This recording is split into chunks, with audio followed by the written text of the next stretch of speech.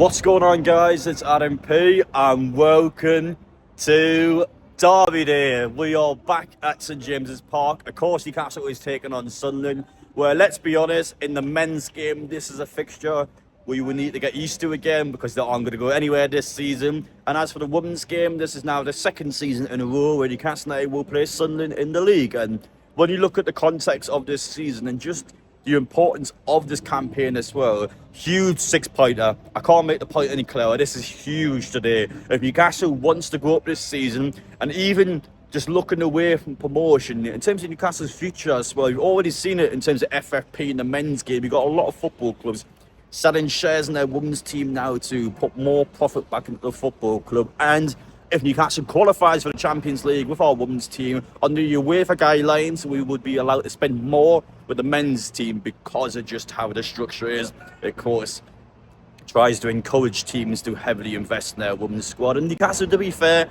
has done that, but it's not reflecting on the pitch. It hasn't reflected at all on the pitch, in my opinion, this season. Even after the sacking of Becky Langley, we've actually looked better after we've sacked the manager. We've got 4 points in our last 2 games, and yet we've got 6 points in our first 6 games of the season. So even on an initial basis, before we even brought in a permanent manager, we're already doing better than with our manager. And that's just so bizarre, because Becky is going to go down as an all-time legend. She's brought the team up from literal crap and actually brought it up to the squad that it is now. But unfortunately, I feel like she probably has reached our limit, at least in terms of Newcastle United women's team. And now it's a fresh start. We'll get a new manager in eventually, and then we're going to kick on. And has to be this season, in my opinion, where we go up, especially with 3 teams going up now. The possibility of 3 going up is huge. Of course, if you guys are new around here, get down there, hit that subscribe button, join the 51% of you who are already on the journey so you don't miss out on any Newcastle United or Newcastle United women's content.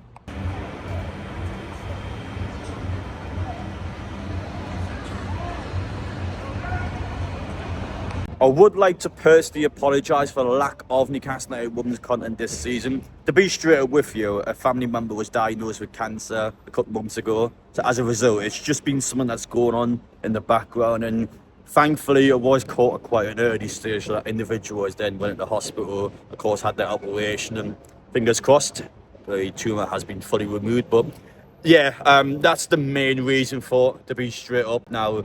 Going to the men's games. I've been going to the men's games regardless. Nothing's changed in the schedule for that. It's just with the women's side of it as well.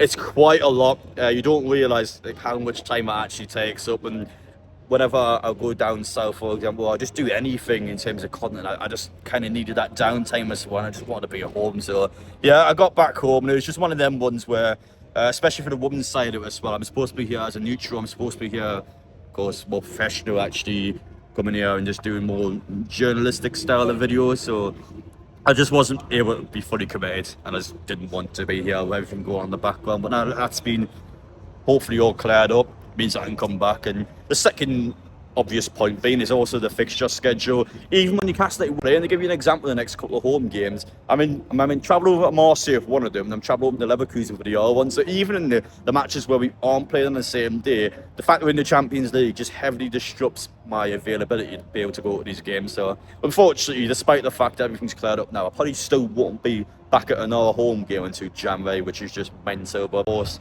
towards the back half of the season, when Newcastle eventually, hopefully, get as far as we can, but when we are eventually out of the Champions League, we'll get back into it.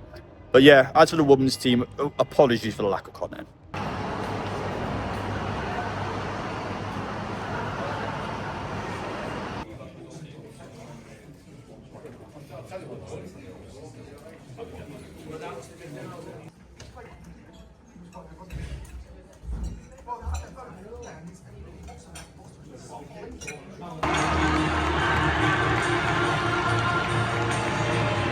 Run through all that Newcastle United started 11 one more time. Number 1, Anna Taminin. Number 2, Charlotte Ford. Number 3, Demi Stokes.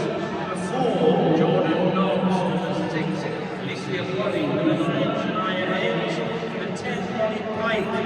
Number 12, Diana Cooper. Number 20, Una Sevenias. Number 25, Ethan Manian. And number 26, Beth Lundgren. to show the attendance for the game today. It's around the 18,000 mark, which is still, as far as I'm aware, perhaps one of the lowest allocated games we've had at St James's Park. Of course, deep down, I think the start of the season, just not the best performances, may be a big factor for that. The girls need to perform when they get the crowd back.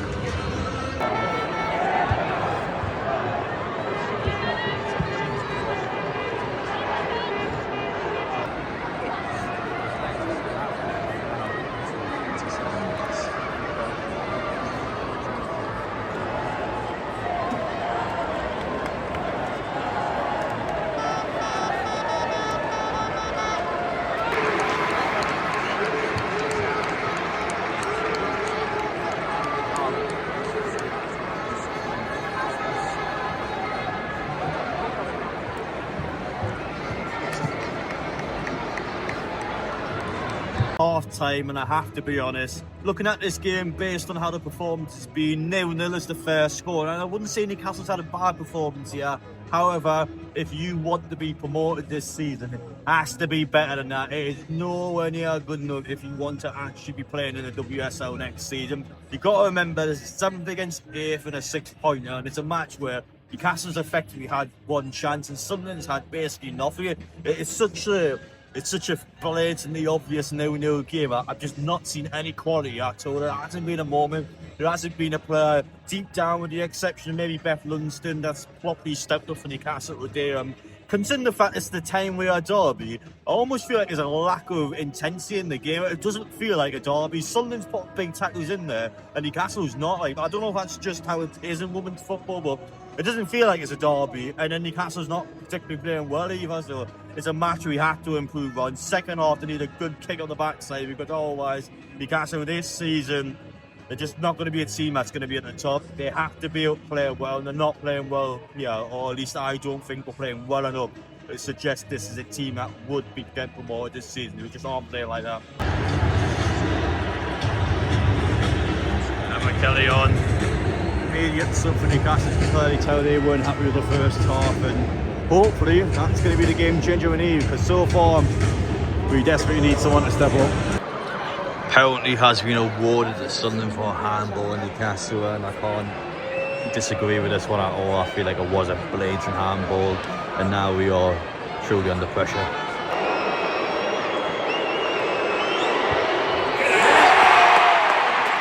That is a safe penalty.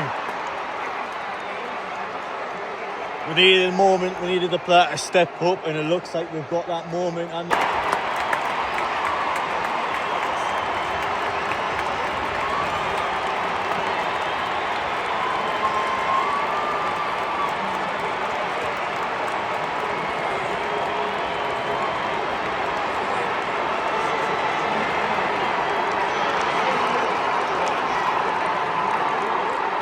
it's a scrappy one with a corner, but any goal will do for us.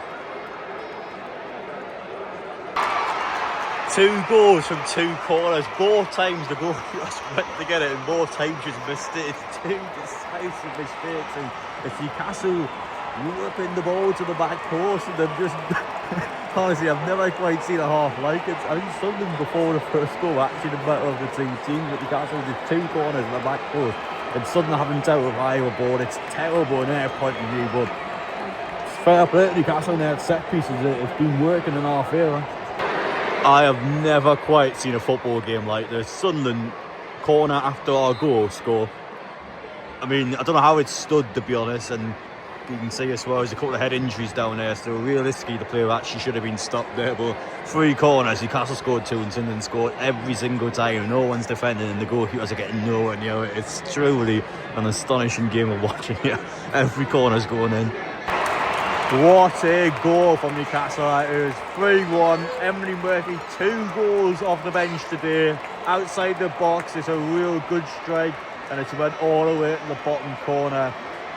You can say what you want about our opening 2 goals and set pieces. That goal is quality. Newcastle now have a deserved 2-goal cushion, despite how that second half started. What a turnaround this has been. They've got it together.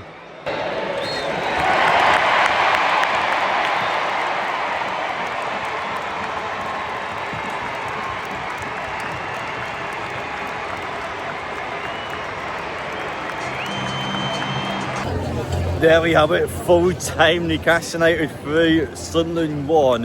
What a response that was in the second half from Newcastle. I was critical and I was brutal at half time. I looked at the performance, and even though Newcastle didn't play awful in the first half, it just wasn't good enough for a team that's looking to be promoted. I do have to say, that response, what a response that was from us today, especially in the way the second half was going. I actually think Sunderland came out the better team at the start of the half.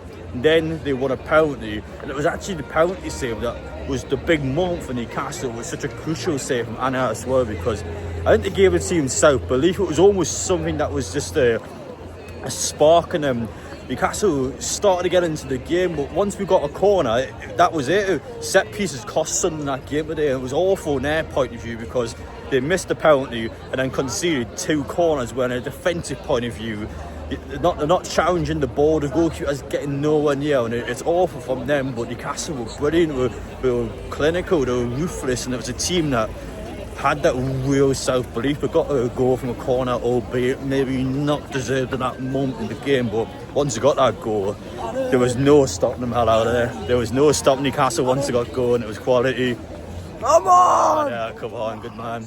Yeah, 2-0 after that. It was a second corner. Newcastle scored, and Sunderland got a corner, scored. It was the most mental game I've ever seen. It was 3 corners all winning, and then Newcastle got an outrageously good goal. That was good, lad. I'm very pleased with that one. But yeah, Derby Day. Let's see around. But yeah, in terms of the game, Newcastle won in Derby Day. You look towards the men's side of it. I would love to see it happen again in December. But full props for me today go out to Claire Ditchburn, interim manager, and Peter Ramage. Those two, considering the fact they aren't our full-time staffed in that position, are both doing an outrageous job. 7 points out of possible 9. Maybe that's the reason why Newcastle still hasn't got an official manager yet. And I thought her subs that Claire made actually were positive subs. And Emily Murphy came off the bench, got 2 goals, and was actually winning the ball in key areas and looked class doing it. So I had to say, and our interim manager, she's putting a good job in here. She may actually potentially stick around for a lot longer as that job, but at our point of view, promotion's the key, and Newcastle certainly may have not played the best at times in that game there, but got a result, and results matter. To 7 points out of possible 9 under her. Looking at the financial side of things and how the women's team benefits the men's team, because I'm sure somebody's watching this video always want to know what financial benefits our men's team get. And I see the big one again, Newcastle just needs to be in the WSL before you even look at potentially selling shares of the team. Yes, so hello there. Before you even look at the fact that in the Champions League you're able to actually have more profits to go into the men's side. I just have to say, let's get a WSL is the key part. Newcastle's certainly potentially on track to do that, but still need to play better though. That first half, when things weren't going so well for us, it just wasn't great from us. Newcastle, the performance-wise, just needs to be doing better. But once we got our goal, certainly got the quality there that's able to do it. And apologies for cutting the video off there. I am freezing today. I'm just waiting to get on the bus as well. I've still got a few things I need to do back at home, so apologies for not sticking around with the press conference. Final message from that, bloody brilliant Newcastle. What a second half that is. Women's team certainly giving it their all despite everything going on in the background. And a team that's got the potential there, just have to get the results in. And behind the scenes, we need the clarity, I need the transparency. Does Claire stick as the manager, or do we get someone in? We have to have that answer. I feel like for the benefit of the team and our fan base, we need to know that answer as well. But as for today, Derby Day win.